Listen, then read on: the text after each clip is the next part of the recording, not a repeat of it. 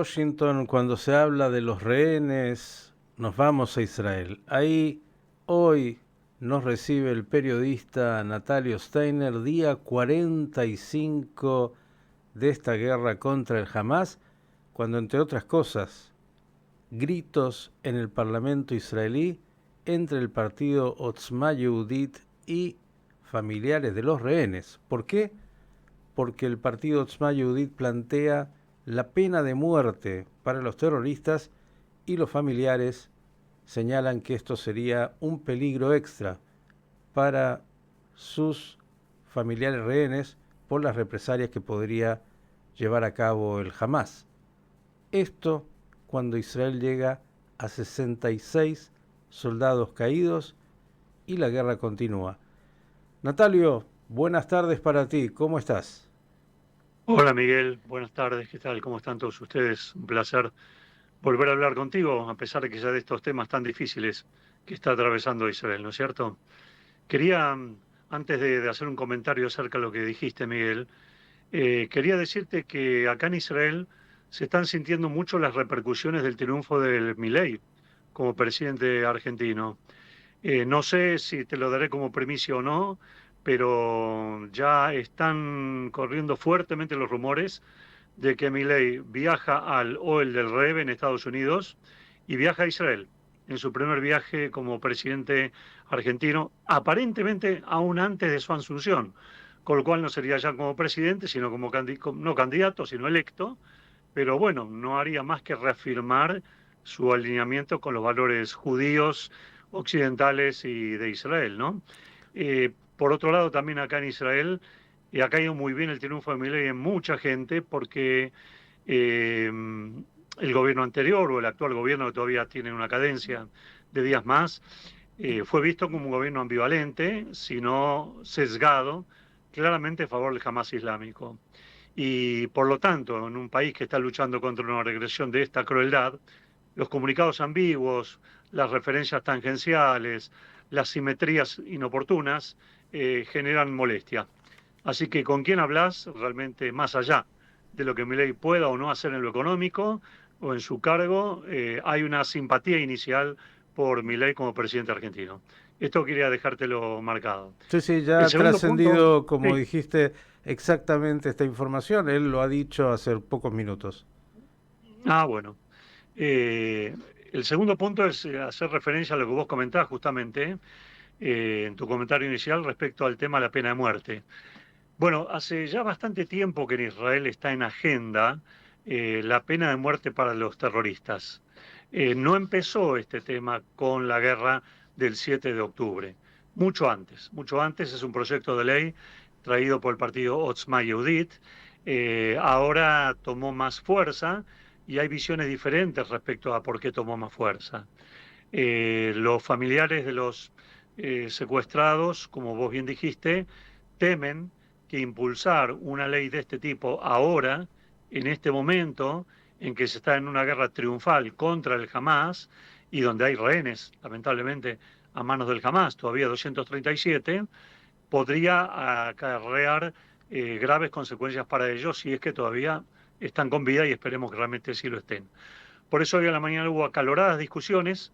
El presidente del partido y que es ministro de Seguridad, Itamar Ben-Gvir, dijo que es un tema de agenda parlamentaria, que es un tema que el gobierno debe sostener, él es parte del gobierno, ¿sí? Pero ha encontrado oposición también en miembros del gobierno. No porque estén en contra de un proyecto así, sino porque entienden que no es el momento oportuno de tratarse en función de lo que los familiares básicamente están diciendo. Lo que sí quiero agregarte de este tema es que ya hay 47 diputados de los 120 de la Knesset que firmaron un petitorio que manifiestan estar a favor de la pena de muerte para acciones terroristas.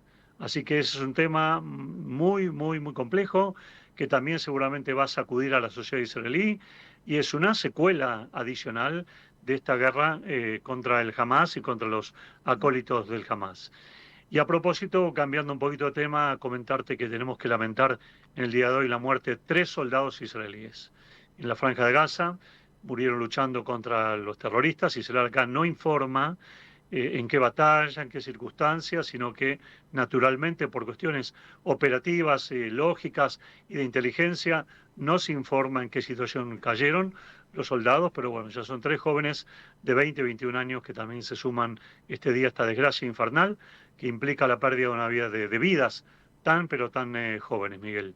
Y hay noticias del Frente Norte bastante complejas también. El Hezbollah ha aumentado mucho su poder de fuego, ha destruido hoy una base militar pequeña, no muy grande, un puesto militar de Barkanit en el norte de Israel ha sido destruido en su totalidad. A Dios gracias, no hay bajas israelíes que lamentar entre los soldados que estaban en refugios, pero Hezbollah está mostrando las garras, porque esa base fue destruida con misiles muy, muy poderosos. El misil Burkan es un misil de muy alta potencia en cuanto a velocidad y también en cuanto a su cabeza explosiva, y que no ha podido ser detenido quizá por la corta distancia con la cual fue disparado. Naturalmente que Israel toma represalias con esto, pero es una constante. El ida y vuelta, el incremento del fuego de un lado y del otro es una constante en la región que está en alerta permanente. Y otro tema que quisiera comentar, que no tiene que pasar desapercibido, que no tiene que ver con la guerra, pero sí tiene que ver con el clima. Ha llovido mucho en Israel, ¿eh? Ha llovido mucho ayer, hoy ha llovido a la mañana, en algunas zonas está lloviendo del sur de Israel. Para que la gente tenga una idea, en 12 horas en Israel llovió lo que llueve en todo un mes. 12 horas, ¿eh? Lo que llueve en todo un mes.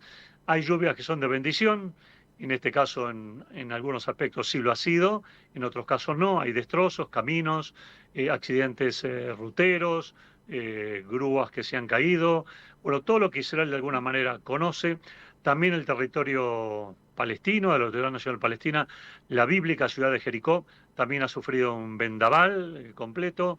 Así que tenemos la guerra y la guerra de la naturaleza también que hace lo suyo. Y la preocupación también por cómo sigue la guerra en tiempos de lluvia, en momentos de un invierno, porque está ahora haciendo frío.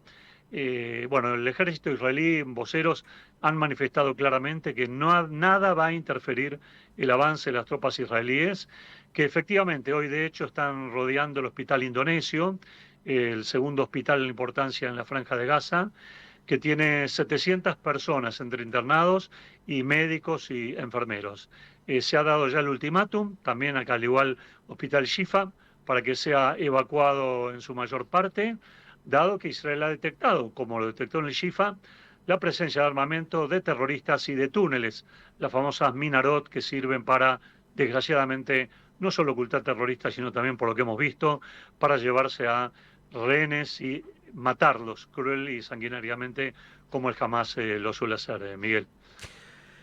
Natalio, dos temas más. Uno, esta operación que hemos visto de los hutíes que han capturado un barco que ellos creían, bueno, que tenía que ver con Israel. Finalmente se sabe que es un barco de Japón, pero claro, esto también trae preocupación. No sé en qué situación se encuentra eso. Y por otro lado, lo otro que me gustaría es un comentario tuyo respecto de las repercusiones que la guerra traen en la economía de Israel.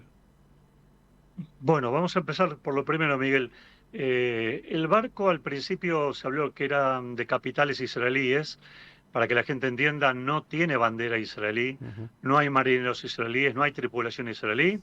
Es un barco de carga importante que circulaba por el mar Arábigo, la zona del Golfo Adén.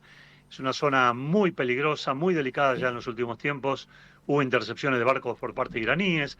En su momento lo hicieron los somalíes, los piratas somalíes. Hay una película muy famosa sí, sobre ese tema. Y ahora le ha tocado a los hutis, que han mostrado un grado de sofisticación para abordar el barco, un carguero muy grande, muy importante, y llevarlo al puerto de Edén o de Adén, que ellos lo tienen allí. Esto afecta a Israel desde un punto de vista en lo económico, que va a tener que tomar muchas más severas medidas para exportar sus productos desde el puerto de Eilat, dado que salen por allí, o los productos, o por la zona también que tiene que ver con el canal de Suez. Lo que sucede es que todo lo que Israel saca por Eilat hacia Asia tiene que salir por ese estrecho que está dominado por Yemen de un lado y Somalia del otro lado. Con Somalia no hay grandes problemas, con Yemen, con los hutis, aparentemente sí. Los hutis, para que la gente lo entienda en un lenguaje un poco más sencillo, son una milicia proxy dominada por Irán.